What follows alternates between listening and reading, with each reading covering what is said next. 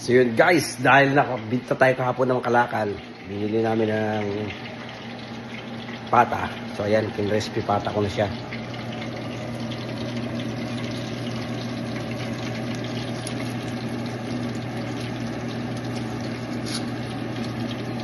Allah, iwari ko manamit na right.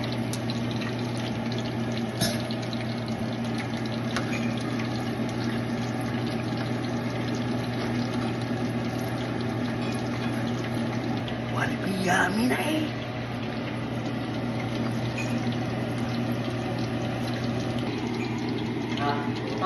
Ayos na.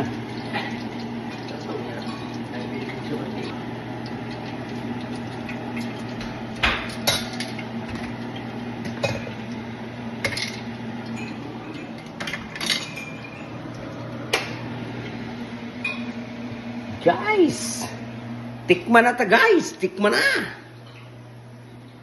Tikman na yan. Guys, mukbang na natin yung crispy pata. Ayan, lutong na lutong siya.